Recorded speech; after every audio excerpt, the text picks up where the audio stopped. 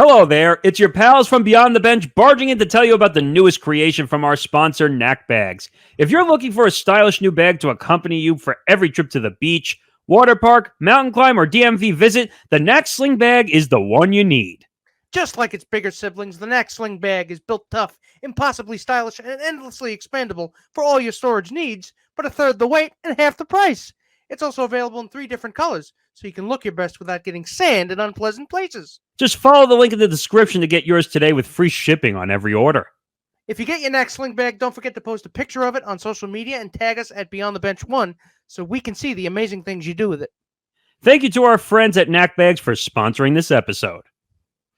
This is Beyond the Bench with Nick Morgasen and Nick Fodera. A look at sports and pop culture from beyond common sense. The show that constantly goes off the rails and might never get back on. When you don't belong, you're a bench warmer. On this show, there's no riding the bench. This is Beyond the Bench on the Empty the Bench Podcast Network.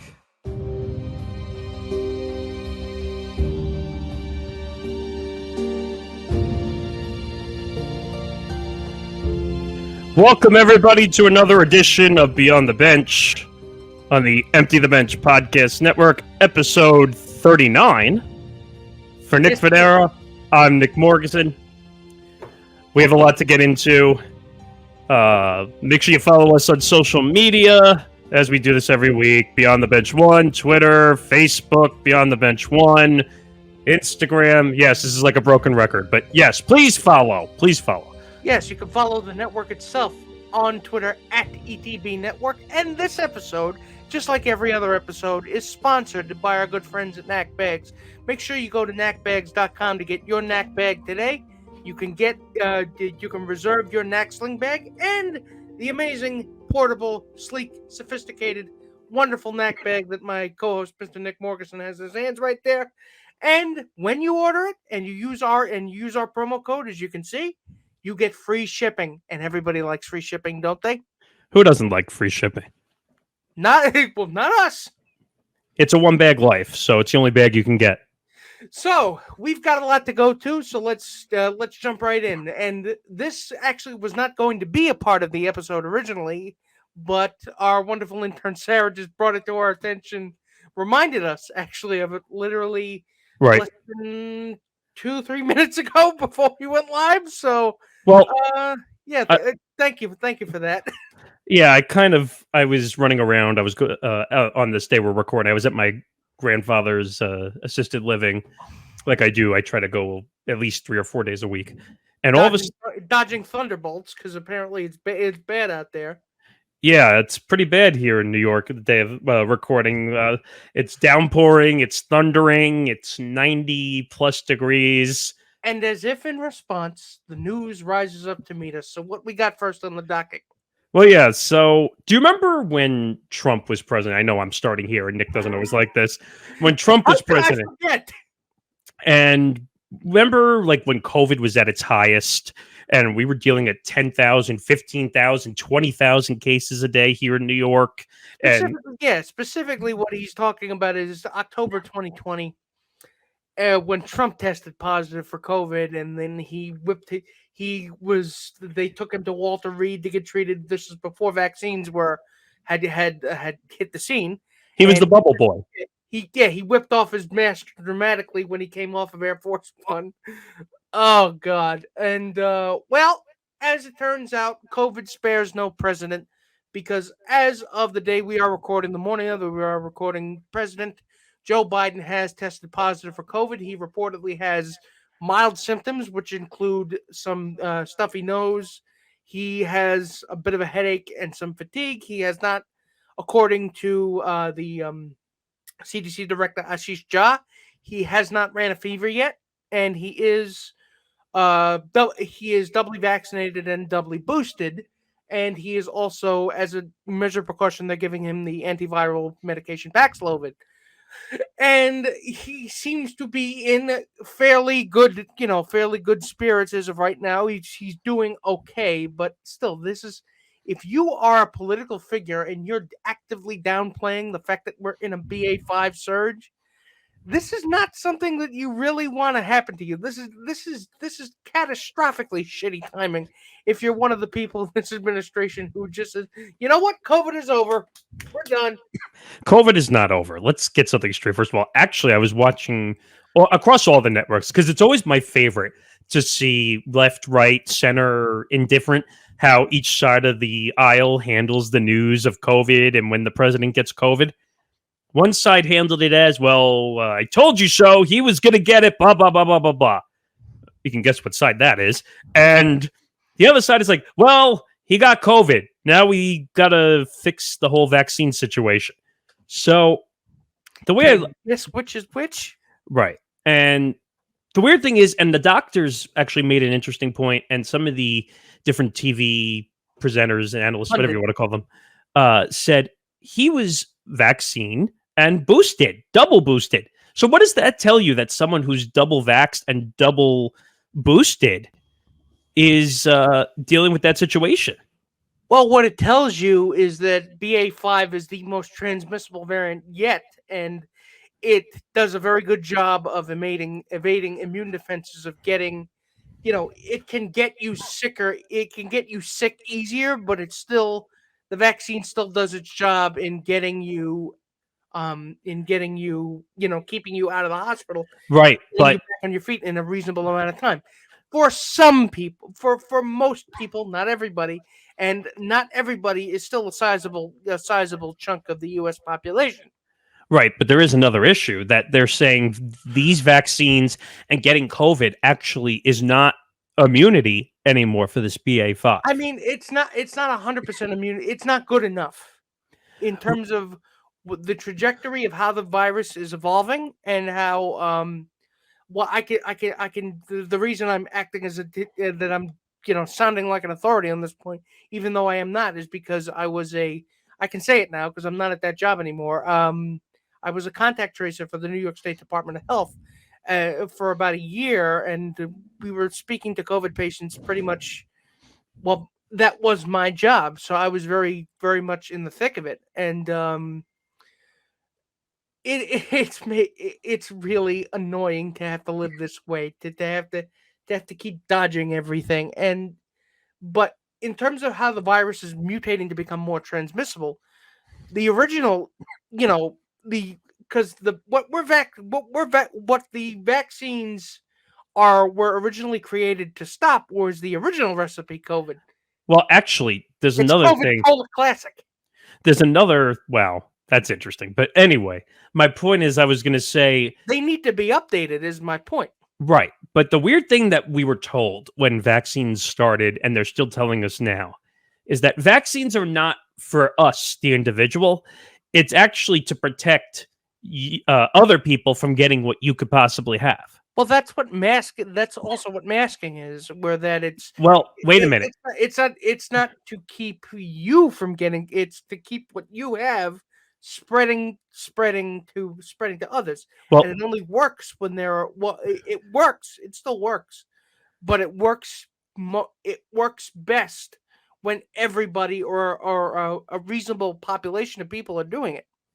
right, but now they're saying, I think most of Long Island, New York, a lot of the East Coast now, and I don't know if you saw the story last week, Nick, about California, where they're starting to, I don't want to say force, but they're mandating masks again in schools in California. They have to.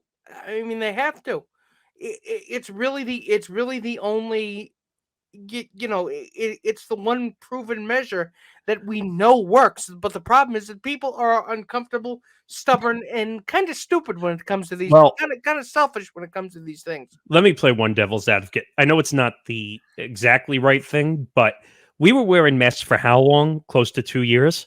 And like, it's hard. They really stopped mandating them once vaccines became more widely available. So we're saying, Yeah, but wait a second.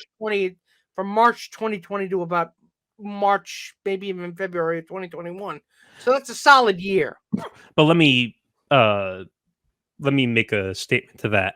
There's places we're still forcing masks to go into places. So technically, the mandate didn't go away 100%. You still had to wear masks to go into places.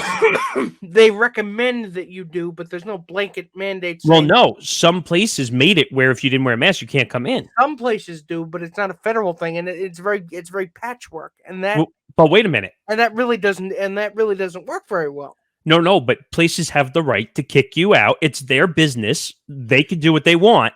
If they care enough to mandate masks. In the beginning, they were. And in the beginning they were. They're not anymore. My point is they should. And forget it. Like, if we're already seeing numbers go, the hospitalization, not the number of cases itself, but hospitalizations are almost back to where we were in 2021. I don't know about that. I saw that. I was reading that they're saying the numbers are heading back up that direction. They're increasing. Again, we're not experts on this, and I don't have the data right in front of me to look at. But in a general sense, my point is the hospitalizations are on the way back up. But this is what was inevitably going to happen because Biden was doing more. You know, he was going out to events more. And I didn't see him wearing a mask, and I didn't see people wearing a mask around him. No, he was wearing a mask. But here's the issue. They said the way he contracted COVID is because he was in Europe. He was in Europe and traveling. You didn't think eventually that COVID would catch up with him traveling around the world? Yeah, it would. That's my point. In fact, yeah, you're agreeing with me on that.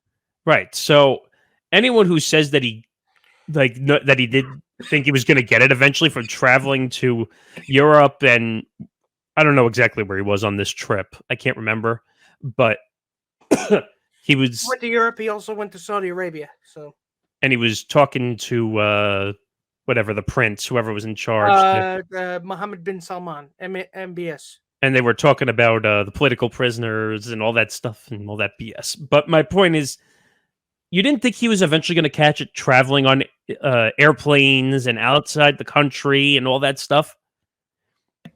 Yeah, exactly. It was a matter of time. If you don't put those kinds of precautions in place, it's a ticking clock, which means now that he's got it, once he recovers, you've got to go back to that. Apparently, Kamala Harris and Jill Biden tested negative, so they didn't catch it. So I don't think they went. They didn't go. No. Yeah.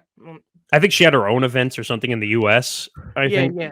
There were plenty of plus he was scheduled to be in an event in Pennsylvania and do all these things, and now we put the kibosh on that. And now we're back to dealing with this. But ladies and gentlemen, if I could just to close this out, just to say, please be careful out there. Please take every single precaution you can. Because believe me, I'm sick of living like this. I can't tell you how sick I am of living like this. Of constantly, it's a lot. Feeling that, looking over your shoulder and feeling hopeless that people just don't care about the health of others anymore. I mean, not to get too maudlin, but this is what people. I mean, I've got a lot of health anxiety. I'll be honest with you. And it's hard to have to deal with this. Being a hypochondriac as I am, living in this environment. Well, you're not the only one. I mean, there's tons of people who have health anxiety, and it sucks. It really does suck. I mean, please, if I can tell you anything, if I can impart anything to you, just please be careful. Please be careful. All right, so let's move on from one idiocy to a former idiocy. Now, to the preceding idiocy. So Trump tells team he needs to be president again to save himself from criminal probes. Now, I don't know if this is like a bad Saturday Night Live skit or if this is like a bad version of Punk'd with Ashton Kutcher, where like he planted this report on a bunch of reporters. And then by the time they turn around, like he's going to come out of like a side door and be like, "Ha! I punked you." It's been 5 years, but believe me, Ashton Kutcher was just Daryl Hammond in a fat suit. My point is, Trump was just Daryl Hammond in a fat suit. Right. My point is, this is crazy. This is insane. We all know he's not going to be president again. If he runs, and apparently he has made his decision according to people have reported that he has made his decision. Then what is it? He hasn't said anything yet. Come on, Trump, you're so public with everything else. I honest to God, you need to charge him, please. He has if I know we're not a political podcast, I know we don't talk politics often, but the man's clearly broken every single law. The events of January 6th, he's broken every single thing we have a law against. Well, let's speak. If you don't Nick, prosecute that, Nick, what are you prosecuting? Nick, let's be careful. Allegedly broke laws. Allegedly. Because we don't need people coming after us for perjury and libel over here. No, I understand, because we need to use the big A, allegedly. But again, it's something of a. I agree with you. Trust me. My last job in political radio was me dealing with this bullshit.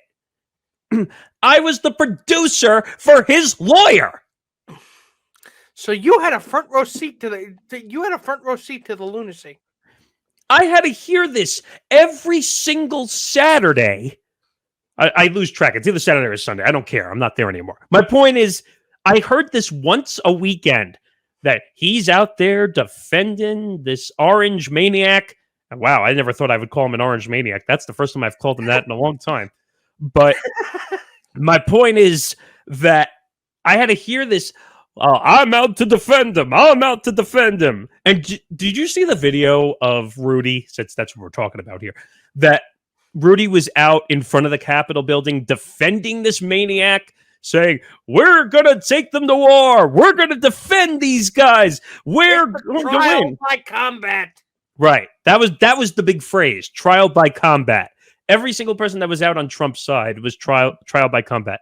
By the way, oh God. By the way, I know we're going to hear about this once this goes up. Politics, you're favoring side. No, I'm talking about from experience. I know. I mean, you literally cannot get closer unless you were actually working for the RNC. And I wasn't technically get closer than this man already did. I wasn't technically working for him. I was producing the show through the station. Yes, but you worked in political radio for a long time, and not my choice, and had to have dealings with a lot of people that were very absurdly close to him, his family members even. Yeah, I'm lucky I never had to see Andrew Giuliani. Let's put it that way. Trust me, he's not I would hear everything. Oh, well, he's going to come in. And apparently he filled in and did his show a couple weeks ago. Wink, wink. Anyway, my point is, this whole story is nuts. He's using, and I never thought this is a phrase out of the Nick Fodera handbook here. Trump is using the presidency as a pawn. Of course. This was only ever a cover for him. This is the only thing he sees the job as the ultimate. I get to act like a king and sit in the big chair like a big boy. Okay, but wait a minute. It was only ever going to be used as a bullet shield to protect him from prosecution. Okay, wait a minute. I don't know if there was another video that came out. No matter what he's done, the things they've proved he's done, and the things that they've alleged he's done. They interviewed the AD, and the AD basically came out and said, "No one is above the law. No one." He's of course referring to the Attorney General Merrick Garland, who of course he's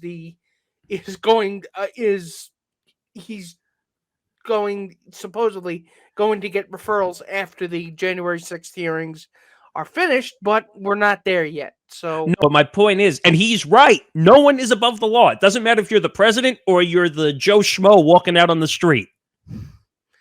I mean, if you're the Joe Schmo walking out on the street, would it even occur to you to be president? I know everybody when they're drunk says I can be president, but if you're a Joe Schmo, it takes a very specific kind of person to want to be president. It's a good point. I mean, but this story is insane. I mean, Sarah pulled a good story. God knows I wouldn't be able to deal with it. Me, president? No, but I have to give Sarah credit on this story because this story is entertaining in a lot of ways. And I love talking about Trump because Trump just makes me laugh more than the stupidity of it. One, because I'm just used to it and I've been in the space, so I understand it. And I almost had to deal with him as an interview on the air. So I totally get this. And I love these stories. So these are right up my alley, especially since I worked with the former lawyer who and Nick said this, and I have to agree with this too. One of the greatest New York mayors we ever had. Okay, if he had just done nothing else after his term ended, he would have gone down in history as one of the greatest New York mayors since Fiorello fucking. I'll never forget. I'll tell one quick story. I'll never forget when I'm at the radio station. I was doing whatever, and then they announce. And this is after Rudy started filling in during COVID, when COVID numbers were at their highest. They had him filling in doing the COVID emergency reports. And they had all these big names filling in doing shows. Like, it made no sense. Like, they had Governor Pataki. They had Chris. And this was a while back. And they had Chris Christie. And they had all these names doing hours on COVID emergency reports. And then we move over to the new place. And then they announce, Rudy Giuliani, America's mayor. And I was like, wait, what? What? Considering that this isn't 2001 anymore. No. But they weren't calling him New York's mayor. They were calling him America's mayor. Because he likes to think of himself that he's still America's mayor. No, because he wants to be national, not local. Local is small potatoes compared to national. Just think about that. He was the lawyer for Trump. He probably was making good money, too. Oh, God. All right. Ladies and gentlemen, moving on. And I need to get off the political boat. Otherwise, bad things are going to happen. Yep. All right. Let's move on to McDonald's and Dairy Queen. So, McDonald's and Dairy Queen in Missouri town are roasting one another in a brutal road sign war. Now, Nick, you and I know fast food pretty well, right? I'd say so. However, I don't know. In the interest of full disclosure, I'm going to say that I don't know Dairy Queen very well. What? I've only been there once. What? And I wasn't impressed. What? But please tell me you had a Blizzard. Yes, I did. I like Sonic Splash better. What? I do. Wait a minute. Did they do the thing with the cup where they turn it upside down? Yeah, they did. I asked them to do that. No. First of all, they have to do it. That's their. They have to. They did, even though they did it anyway. I asked them to do it because I didn't think they were. But honestly, it's okay. It's okay. I've had better fast food ice cream at Sonic. What? I mean, Sonic is not only the best, it's more reliable because the McFlurry machine, the milkshake machine at McDonald's is always broken. That's a good point. Whenever you want a McFlurry, like in the summer, in the middle of the summer, you go and say, "I want a McFlurry." Oh, the machine's broken. Sorry. The machine's broken. And if Dairy Queen, and if the ice cream makers at Dairy Queen, if they broke, so why even open? Well, they have other food too. They have food too, but nobody goes to Dairy Queen for the food. They go there to get a Blizzard. It's a good point. Food. It's a good point. But all right, so here's the story. So this story went viral on Facebook. That tells you how viral this story actually is, because nothing goes viral on Facebook anymore. A McDonald's in Marshfield, Missouri, started the battle simply asking, "Hey, DQ, do you want to have a sign war?" That's always good. Then when you say, "Let's start a war," the other side's just going to come back right at you. Yeah, that's what they call asking for it. So the nearby Dairy Queen accepted the challenge, writing in response, quote, "We would, but we're too busy making ice cream."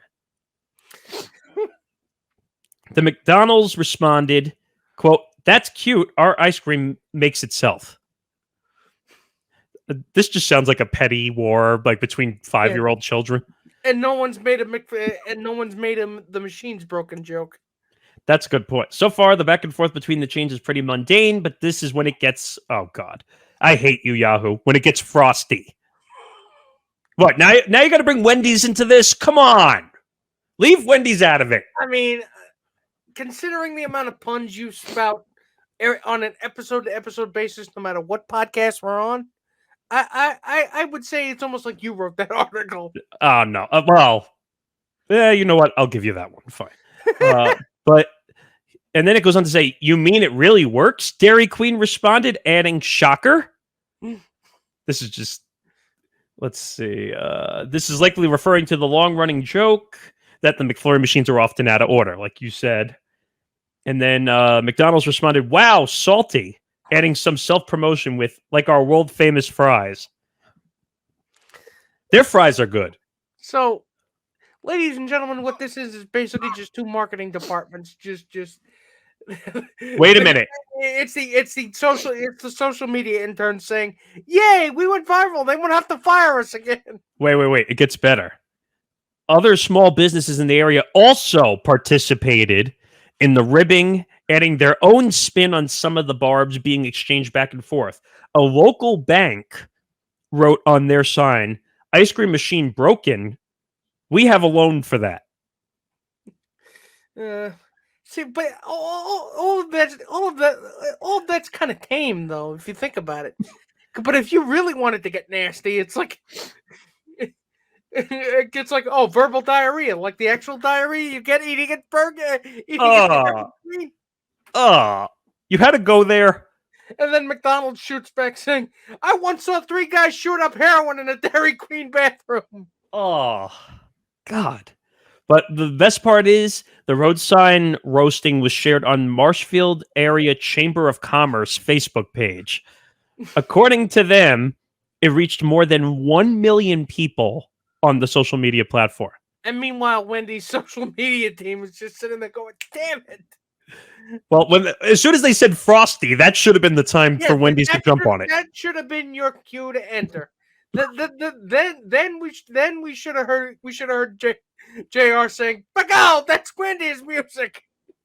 So it says Randy Bryant, local director of operations at McDonald's, said, quote, "Marsh is such a close community. We're all like family here. Marrow on our team had a great idea to get all this started. He said, quote, it's hot. The world is throwing everyone challenges and negativity. So we all found a way to laugh and have fun as a community. And what's better than that? An old-fashioned sign war." Can you imagine, like, well, I'm not going to say the name of the podcast because we just got rid of them. Can you imagine if we had a sign war with a certain podcast? No, because that would probably end with I don't want to know what that would end with, but I'm telling you, it would end with some kind of, probably several flaming bags of dog shit. But then again, ew. Who am I to say? I have no idea what you're talking about. All right. From the funny to now, we got to address some pretty serious situations. So, another shooting has happened. Yes, this time in Greenwood, Indiana, because this continues to happen. But so, forgive my, forgive my, me not being on the other. But how many people were killed in this? I'm looking. Because last I checked, it wasn't. The full figure wasn't posted yet. He shot 5 people, killing 3. It looks like, before a shopper shot and killed the gunman. Which props to the guy who was quick enough. But again, we get to this point, and when we see it with the Uvalde shooting, where it shouldn't have to come down to people who are, hoping that one of the guys around you is packing and he's a good shot, and he's brave enough to try this. You ready for the stupidity though? You ready for the stupidity though that I just read in this story? As of July 1st, Indiana law allows anyone age 18 or older to carry a handgun in public, except for those prohibited for reasons such as having felony conviction. And of course, the shooter apparently had an AR-15 because, of course, why not, right? Of course, because everybody gets an AR-15. You get an AR-15. I get one. My niece gets one. A fetus has more right. That's not true. That's not true anymore, though. Technically, if a pregnant woman is if a pregnant woman is holding a gun, the gun has more rights than the pregnant woman does. I mean, wow. I wasn't even going to go there. Am I wrong though? I mean, you're not wrong, but I wasn't going to go there. But my point is that if we're allowing 18 and older to get guns, we're talking about people that are like what, just graduating high school? Yeah, and of course, we find out later that the shooter was regularly visiting 4chan and quoting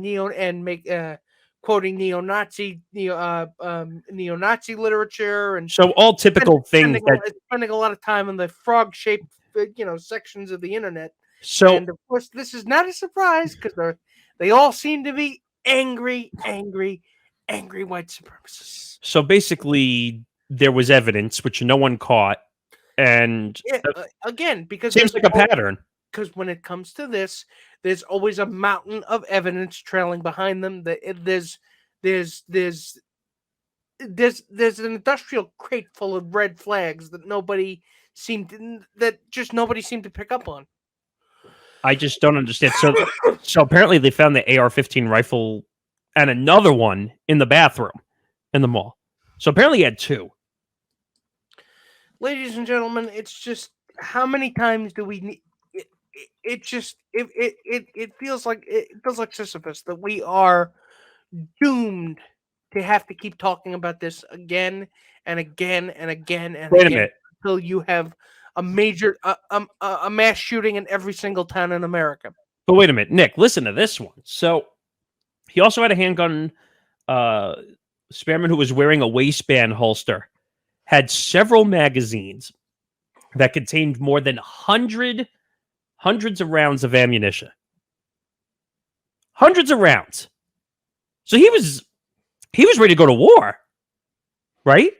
Yes, he was. So look, I mean, how many times do we have to explain it to you? Why do these people keep getting guns? Because we're not doing proper checks. Where's the red flag law? Where's the red flag law? Nowhere to be seen. And you know what? This keeps happening, and this one, this particular shooting seemed to kind of fly under the radar, didn't it? Pretty much, yeah. Unfortunately, here's the problem, though. Every little, and I shouldn't say little, but my point is every situation that there is now a gun shooting, it's now going to be made national news because of the issues we're having with gun shootings. Yeah, well, with mass shootings. Well, shootings in general. No, but I'm saying it used to be like it was in your local news when something happened. Now it's going to become national news. And it would happen like 5 or 3 to 5 years apart from each other. Now it's happening every single fucking week, it seems like. Right. So my point is, like, what used to be local news is now going to be national news because of situations like Uvalde, or and because there's no assault weapons ban, because there's no political will, or should I say political guts, to do the right thing. We will continue to move around and around and around in circles. It's like a bad game of duck, duck, goose with no winner. Yeah, it's just duck, duck, duck, duck, duck, and there's never any goose. I don't know. And actually, since we're talking about Uvalde, I'll bring that one up as well. So did you see the story about the Uvalde body cam confusion? Which part? Because there's a lot to that. So NBC had a story. Uvalde police body cam video highlights chaos and delays. So a scathing report by a Texas committee investigating the mass shooting has found systematic failure and egregiously poor decision making by law enforcement in the school district. Which I did hear, and to say that it is a systemic failure is probably that's an understatement. It's the understatement of the decade, really. And why? First of all, like I said before, these things don't happen without multiple important people fucking something up. But you know what? And I want to ask you this, and this is where I lose my mind on some of this stuff. everyone says, and the police commissioner came out and did it again, like when all these massive school shootings happen. Well, we don't know 100% what the full motive was. Well, all of them have motives. Go to the house where this all started and pull the evidence. What is, you had ample opportunities, and we've talked about this on I think we talked about this show before last. Ample opportunities to stop this before it had escalated to the point that it did. They called the police. There were nearly 400 cops on the scene that day. Wait a minute. They stood around and waited for 70 minutes. Wait a minute. I have an opinion about that, but what about the whole issue of, what was it, the grandmother or the mother that called the police like 17 times saying that they threatened to kill the family? Why are we not doing anything about that? Because, again, it's easier to say, oh, well, there's just nothing you can do about it. Or, say it's about mental health, but never actually do anything to correct the problem. Well, no, or you're like the father. Because so many people are saying, so many guns rights activists are saying, oh, it's a mental health issue. Or the NRA is saying that. It's like, but you're not doing anything to fix mental health either. But wait a minute. You're making a good faith effort to fix the thing you said is the problem. Wait a minute. Time out. The reason that the, what's it called? What'd you say? The guns, I'm forgetting the name. Gun rights activists in the National Rifle Association. The NRA is saying that it's mental health is because they want to keep their funding. Exactly. So that's why the NRA is making a big joke out of this. Like, and the reason I say joke is because they are a joke. All they care about is that police department is a giant flaming disgrace. No. But wait. I'm saying the NRA is all they're concerned about is don't take my guns. It's my right. Don't take my guns. The members of the NRA itself, believe me, they're deep in the pockets of the gun manufacturers. So if they take the guns away, that's money out of their pockets. It's not even just that. They're saying, I have a right to have a gun. I can do what I want. You can't tell me what to do. I'm Second Amendment. Except when they make abortion laws. So, because, you can't tell me what to do, but I get to tell you what to do. Well, can we... and I'm glad you brought that up. So the government was able to say women can't have abortions, but they're willing to tell us that we have laws against guns. Like, there's a disconnect there. Exactly. That's the hypocrisy of it. That you can't infringe on my freedom to have a gun, but I can infringe on your freedom to have a baby or not, or being forced to, have a baby. It's like you can't tell me what to do, but I can tell you what to do. There's a catch-22 here somewhere. It's a catch-20. It's hypocrisy is what it is. My thing is, the police commissioner in Uvalde needs to be fired. Yesterday. Like, he should have been fired when I saw and I'm sure you saw this too, the police footage where they're standing right out the hall they're checking their emails. No, not that. Hand sanitizer and that one was bad. I was going to bring that one up, but you see one of the policemen like run in and then he gets shot at and runs out, which I don't. It's like, motherfucker, that's your job. But I don't blame them. First of all, when you're getting shot at, you're scared to shit. But somebody was in charge. Somebody had to tell them to do something. Had to do something. It was a bad look, though, when I think it was the commissioner, they said, was the one who reached for the hand sanitizer. Every single minute you waste was another kid killed. Minute? How about second? Every single moment you waste. That's what the result is. First of all, sickening. It really is. I don't know. Do you have to go after the local Texas government too and say, like, you need to be fired too for this? Like, if I was the Uvalde City Council, I would have fired every single active duty police officer and their superiors immediately. Well, I don't know about that. Everybody who was on scene that day and their superiors are all gone. I would say the commissioner was on scene and didn't give the act to go. Exactly. And his ass should have been grassed too.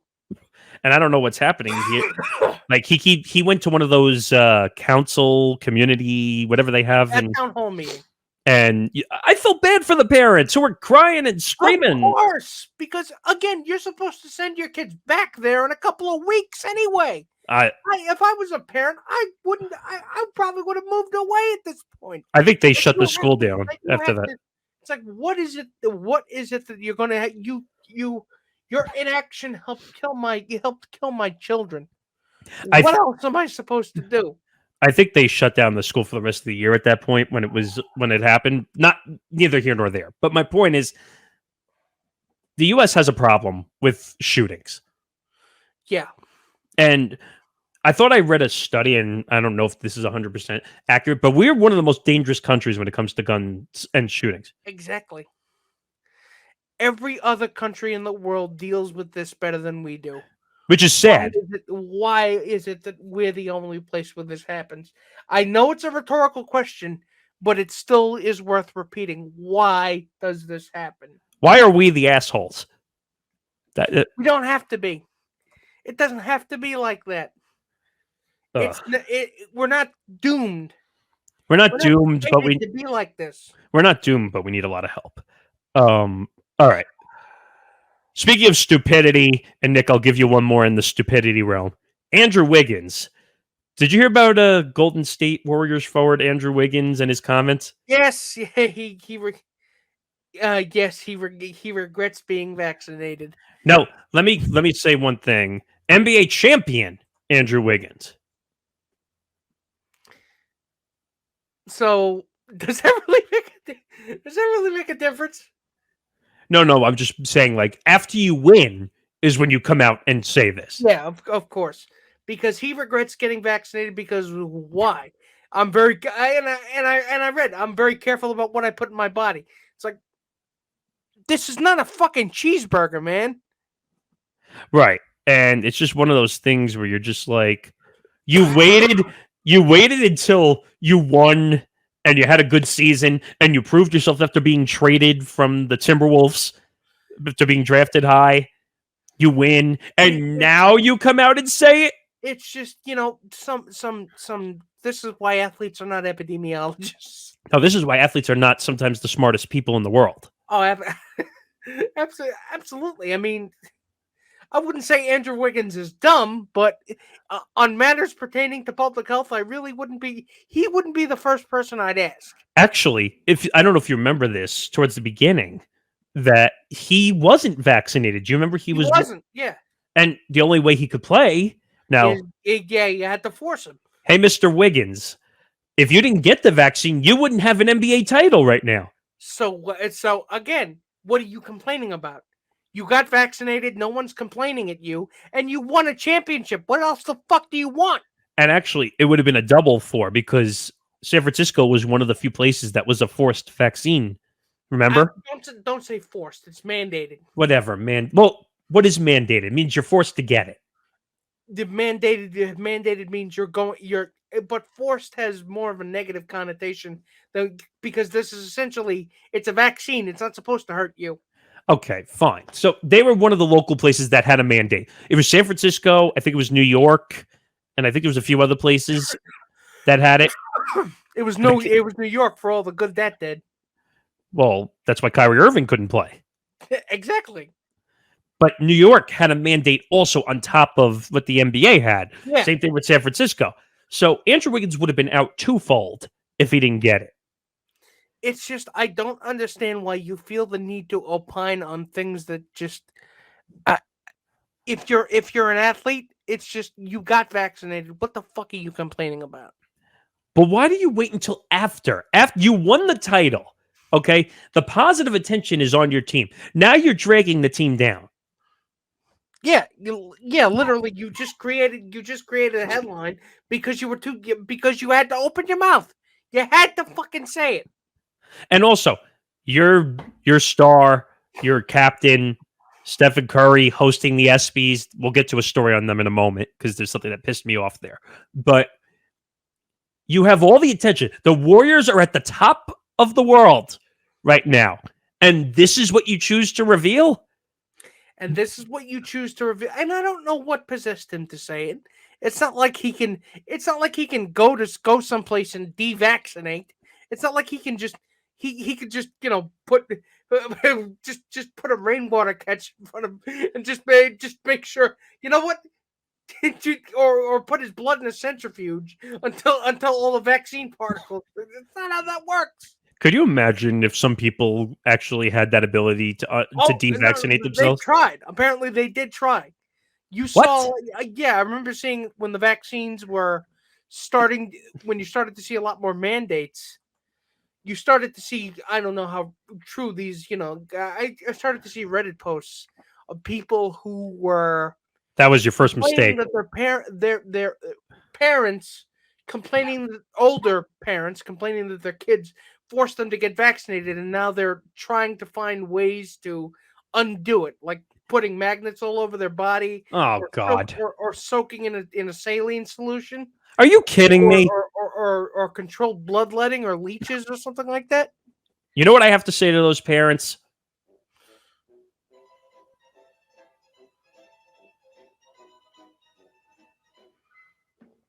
Yeah, pretty much. Thinking you can undo a vaccine? Dumb shits. So, moving on. So, as I started to talk about the ESPYs, well, guess what? ESPN's under fire after several female athletes nominated for the ESPYs weren't invited. So the most prominent one there, and the ESPY, as of this recording, the ESPYs were last night. So the most prominent one there was probably Megan Rapinoe, right? Well, I think she was there, but it was the prominent college athlete Alicia Boston was the big one. Yeah, forgot about her. And of course, it's the elephant in the room because prominent female athletes, and you don't have Brittany Griner. But apparently she wasn't invited. Or, actually, what I heard is the ESPYs late notice finally remembered to invite, and she basically said, "F your invite. I don't want it." Yeah, that is basically how do I cover my ass?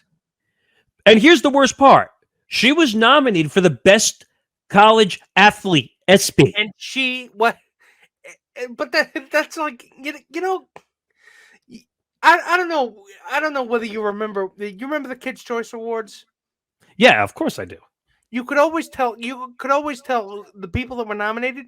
You could always tell who was going to win because the people who were going to win were in the audience. Well, obviously, but my point is, so apparently, well, you know that she won the national title with the Gamecocks and collecting nearly every individual accolade in the sport. She's not good enough to be invited to the ESPYs. She was not offered a seat at the show.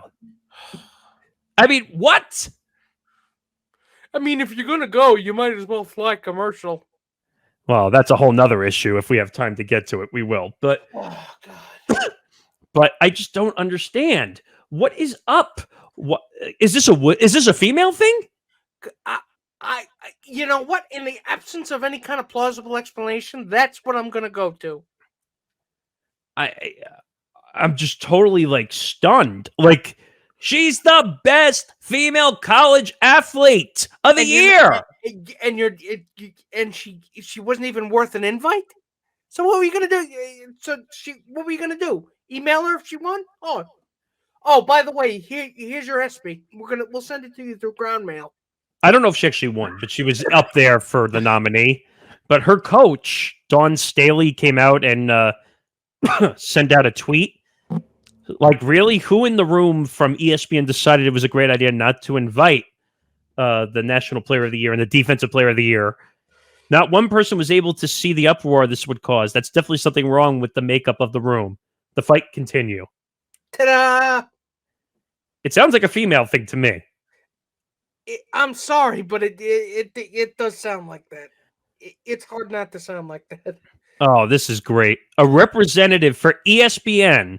Now, this is going to... Nick, you're going to have to hold the roof on after I read this statement. Hang on. Let me just make sure I don't faint. So let me just... Hang on. Okay, now I'm secure. Now say it. A representative for ESPN told Insider that, quote, both COVID restrictions and a new venue with much less capacity than previous shows forced the company to prioritize athlete invitations to focus on specific awards that will be handed out during the broadcast. Yeah, bullshit. Bullshit. If they really thought it was important, they'd have made time. Wait a minute. You're going to blame COVID on this when no one was wearing a mask at the ESPYs? Which is the fucked up part about it. It's like, it's like, let me look through the bag of excuses. Okay, Monster destroys arena. No, can't use that. Dog ate my homework. Dog ate homework. No. Toilets flooded. Nah. Although that's a good one. COVID. See, there it is. COVID. Sarah just made a good point. Did they test everyone arriving? That's a good point. I don't know. I actually don't know. It's a good point, and it's a perfectly valid question to ask. And I would say we'll find out in a couple of days if they did. And I would say Sarah is way smarter than the whole company of ESPN alone. Yeah. You probably should get yourself down to Stamford, Connecticut, and start running things, Sarah. Yeah, you would do way better than they would. I'm sorry. That is the biggest load of shit I've ever heard of in my life. Yeah, it's ESPN's giant bag of excuses. And you know what, Nick? You know this about me. I grew up as an ESPN fanatic. I did too. Sports Center was my morning soundtrack. And I have the freaking book on ESPN. You know what? And I never thought I would say this. I might actually have to officially unimmerse myself from ESPN. I thought I would never say that. You know what the weird part is? They did this to themselves. They did it to themselves. The female college athlete of the year. All right, let's move on because we got more to get to. They were too busy having The Rock making his appearances again at the ESPYs. Oh God. Well, we'll keep it in the sports realm. I'm sure you saw this, Nick. We didn't get to talk about this on Empty the Bench, actually. Miles Bridges charged with domestic violence. Now, what exactly was he charged with? Specifically. So, he was charged with felony domestic violence. That's one. So he showed up in court and pled not guilty to all three charges. He's due back in court next month. Let's see. Oh, he's been charged with felony domestic violence and child abuse. So the Tyreek Hill, the Tyreek Hill thing. Well, it says in Los Angeles after allegedly beating the mother of his kids in front of the children, which really should that should qualify for automatic suspension. But again, it's North American sports where it's no evil, hear no evil, speak no evil. Hold on. The NBA is pretty good about suspensions. Well, let's find out. I'm not defending the NBA, but I'm saying the NBA is pretty good with suspensions usually. Let's find out. Apparently he got out on $130,000 bond, though. Because again, it's an athlete, and the athletes get out. But if the league's not going to suspend him, his team should. So it says now Bridges has been slapped with one felony count of injuring a child's parent and 2 felony counts of child abuse under circumstances or conditions likely to cause great bodily injury or death. That's pretty serious. It's hard to fathom that this keeps happening. But again, this is the NBA, not the NFL. So you know what? Please make sure you get this one right, guys. By the way, I'm looking at the pictures of her because they have the pictures. She's got marks all over her ear. She's got like lacerate. What do they call it? Like a laceration, like a mark on her face, like cut marks. Yeah, cuts.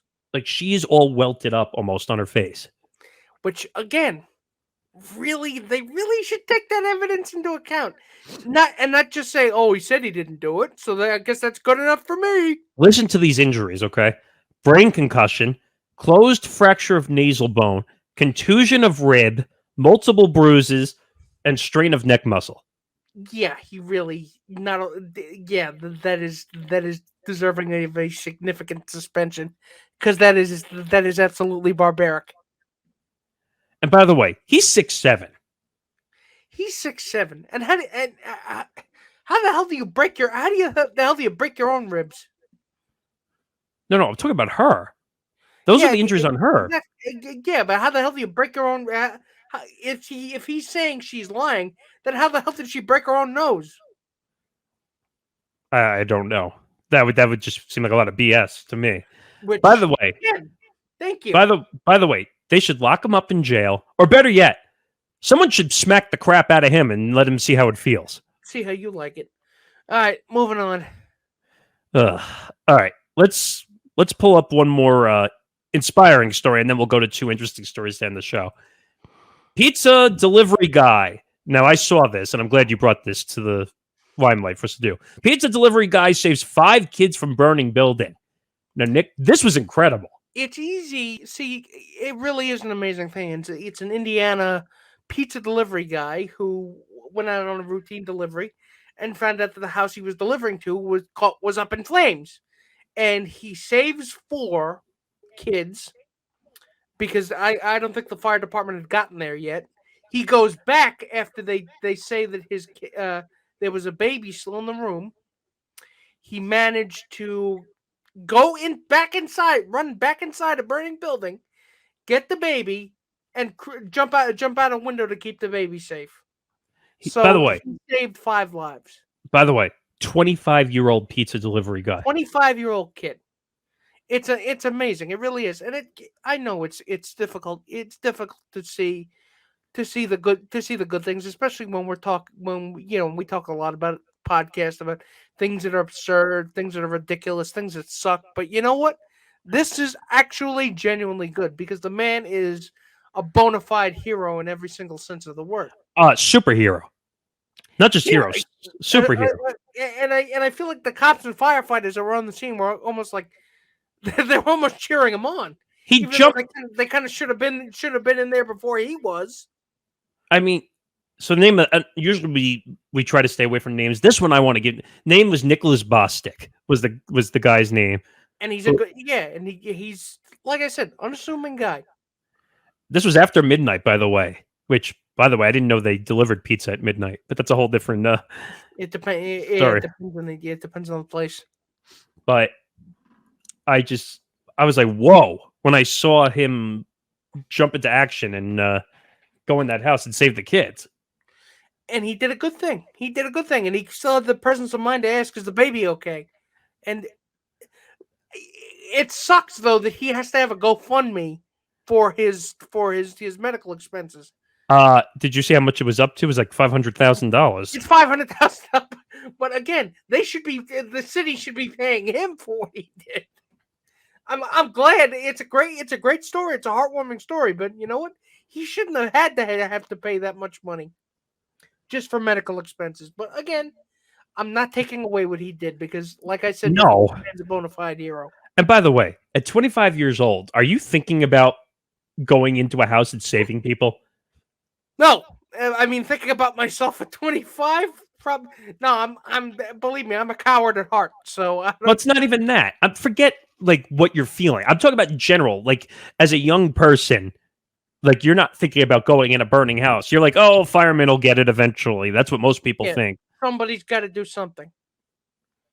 But that's what societies are supposed to be built on. And empathy, altruism, looking out for each other not because you're thinking that you're going to get something out of it, thinking that it's the right you do it because it's the right thing to do.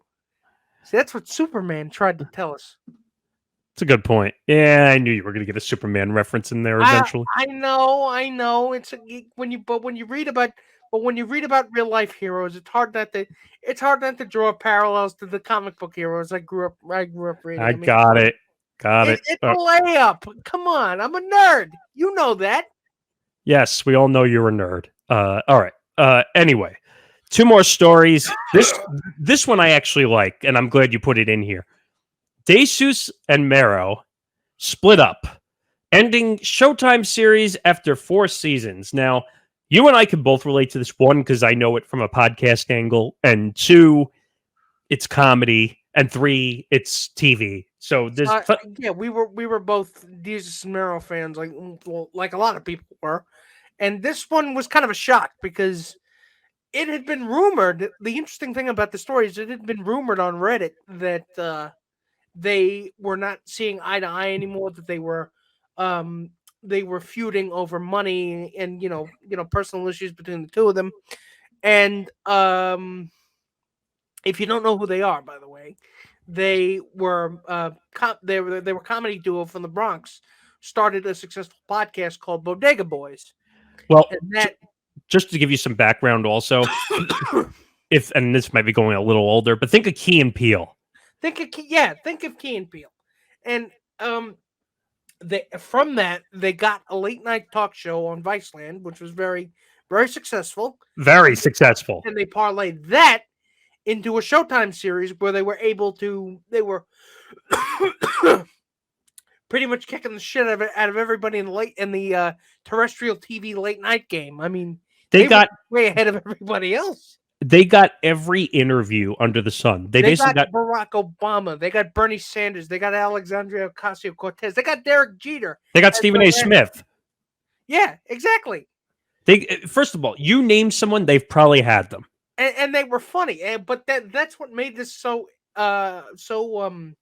unseen, so unexpected, so sudden, because they apparently because Desus was posting cryptic things on Twitter about when the truth comes out, you'll all see, or Reddit or some one of them on Reddit, we don't know who it was, saying, "Oh, he's off in another country, he doesn't care about it anymore." Well, so let me say one thing. He said kind of thing. So when you work in a duo for a very long time, like they have and other people have, we can draw on our own experiences. I mean, we've been doing this. We've been doing this. The three of us. Well, Tom's not here, but yeah. Well, yeah. Well, the three of us mean Tom's not here, but we've been doing this for 5 years, and sometimes, I mean, I'll freely admit, sometimes you just get sick of seeing the other person's face. It's not even that. Like, you have your little fights here and there. It happens. You do. You have your fights here and there. I'll even be clear and say we almost got destroyed. Yeah, we've come close to breaking up. It's happened a couple of times. Let's put it this way: we were about this close to this close to. But you know what? At the end of the day, we figured it out. We figured a way, because the connections the three of us have, and we have to you, the audience, and we have to everybody else in the Empty the Bench, universe that we work in. It's deeper than just doing a show, because we're friends, but right? Sometimes money. When there's lots of money, it can get in the way. Well, looking at their situation, they've been doing this for a while. They basically took their podcast and put it on TV on Showtime. First on Vice, then on Showtime. And we're able to make it greater than what it was originally. The funniest interview of all time, Mike Francesa. Yeah. For most people, especially our two interns who don't know who Mike Francesa is. He's a local New York sports talk radio legend. And of course, he is a self-opening pinata and a walking internet meme. But again, there was something that that was just so authentically New York, and just so authentically, they weren't phonies. No, and that's what made them good. And also, that's what made it so great. It also helped them that they were on Showtime. Yeah, it helped that they were on Showtime, but it also helped that they were funny. Well, no, right. But if they did this on Comedy Central if they did it on like Comedy Central or NBC, you would have had the edges sanded down. Well, you would have. They would definitely, yeah. You would have had the bleep. Less they could get away with. You would have had the bleep bar on Explosion if. Yeah, you would have had the sensors exploding up in the booth. But it's a tragedy to see that they are splitting up and working on separate creative endeavors together. And I'm quoting them directly in the press release Showtime put out. And it's a tragedy. But you know what? Wait, and Desus, he came out with he quote tweeted the Showtime account for Desus Mero, because that's where it came out from. He said, "Shouts to Showtime, shouts to the Hive. Thanks for being part of the journey. Proud of the show my staff made every episode. Big things soon to come." And notice who he didn't say. Notice who he wasn't talking about. But you know what? I feel like that. I don't know if it's exactly. No, go ahead. Then I'll make my point.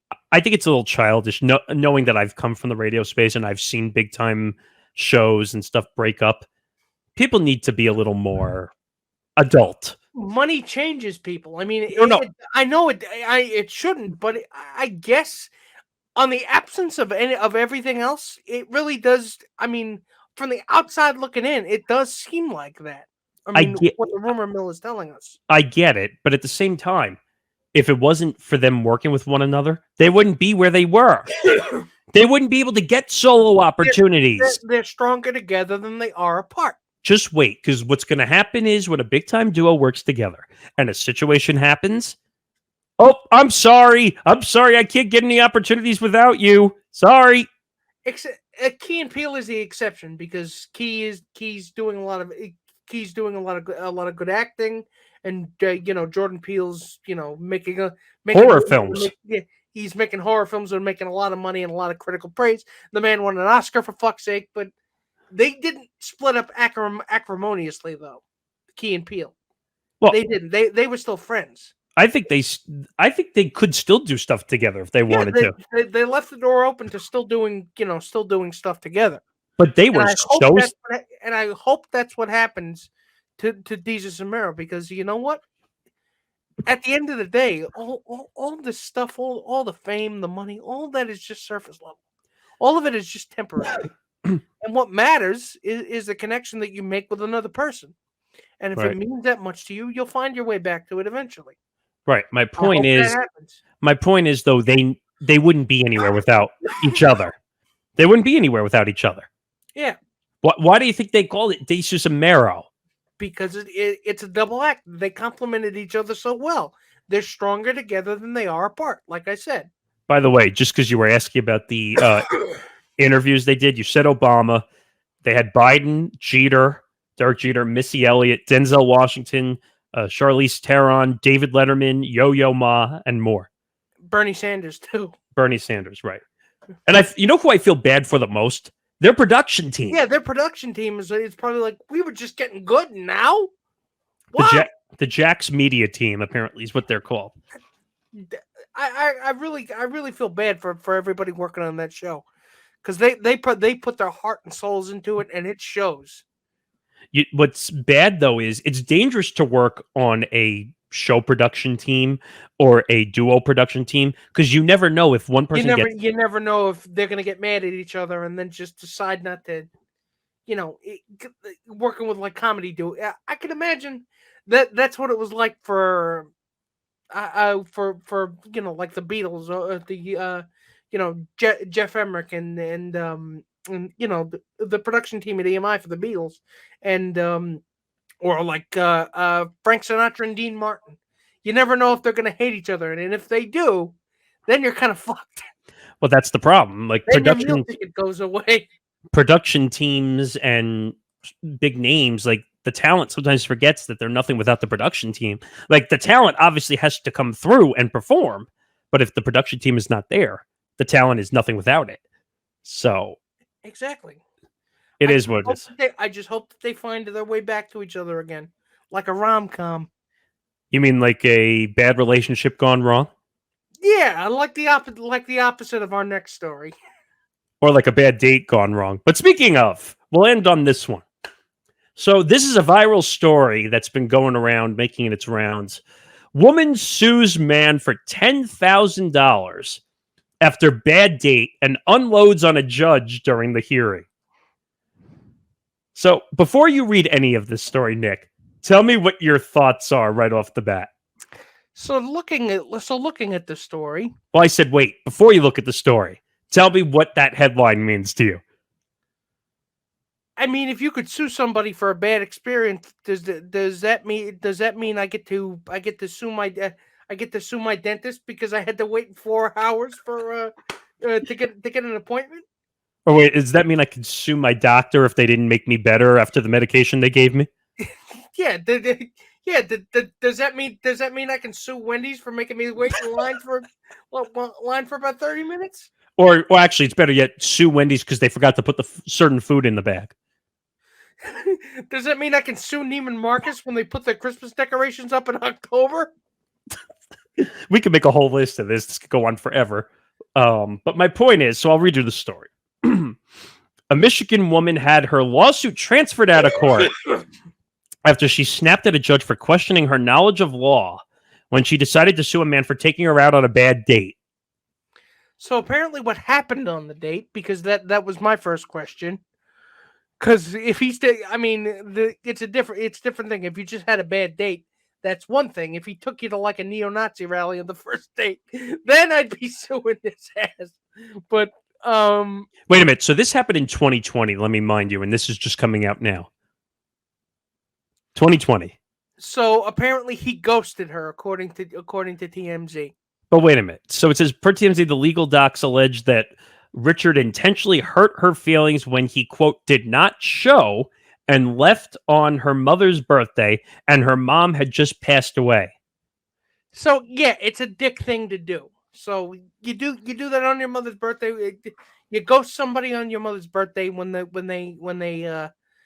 mother just passed away. I understand you're in a very fragile emotional state. Believe me, I get it. But that's grounds for, never talking to somebody again. Not suing them.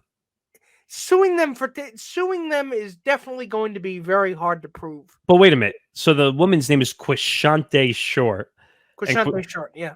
Quishante was demanding Jordan pay her $10,000 as a result of, quote, distress.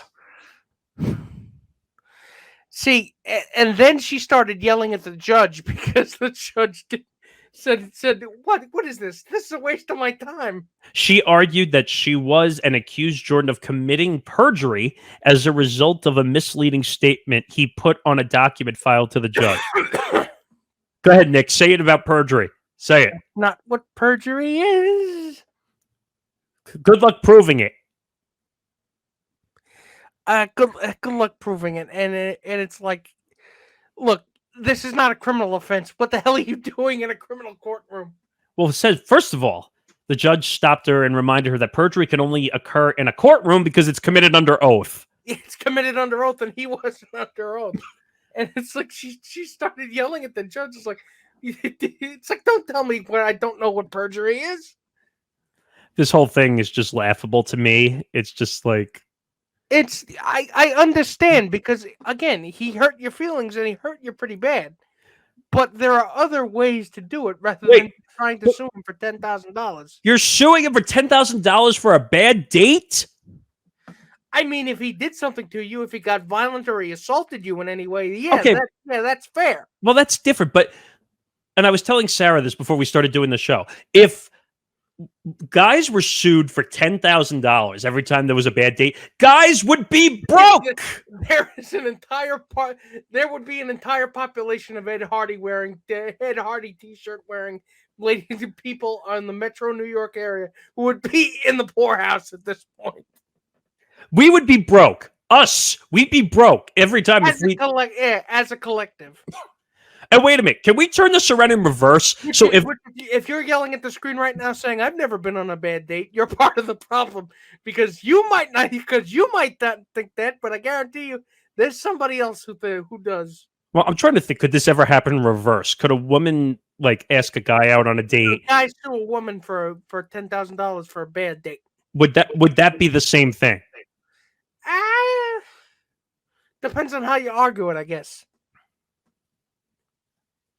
I don't know.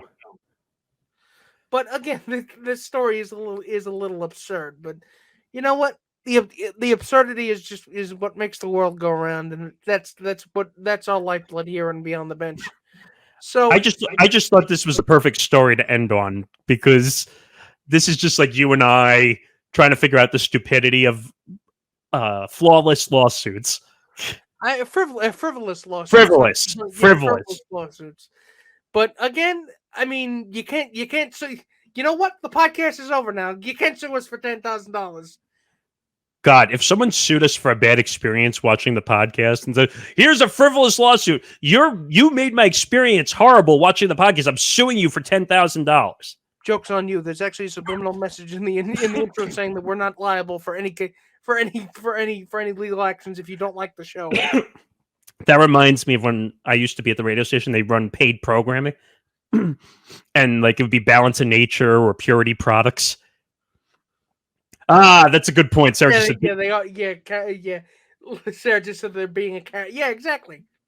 That's like a new phrase terminology, right? When a woman acts crazy, it's called you're being a Karen today. But we've all seen that person, right? the one complaining that she can't return her pipe wrench because she doesn't have the proper receipt.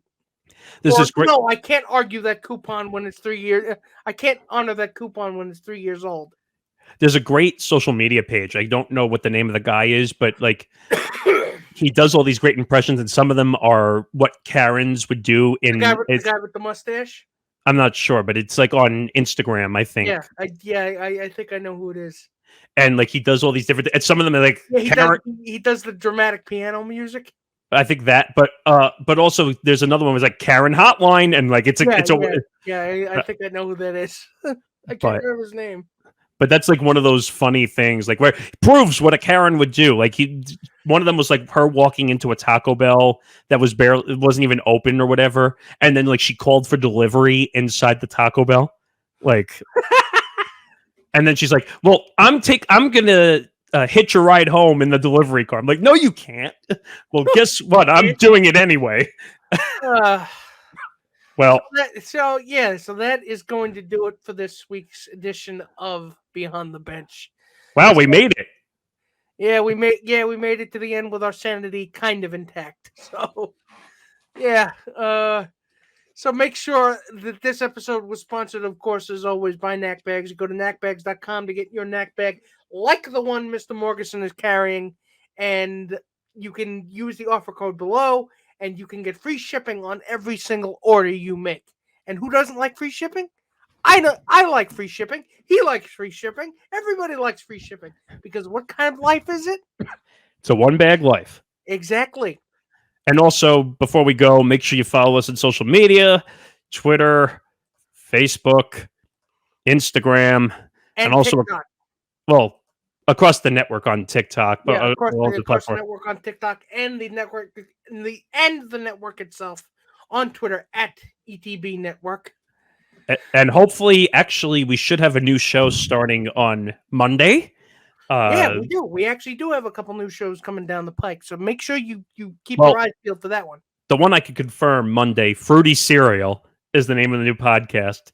So yeah, it's an LGBTQ plus community, focused show, and it's going to be really funny. So make sure you tune in for that.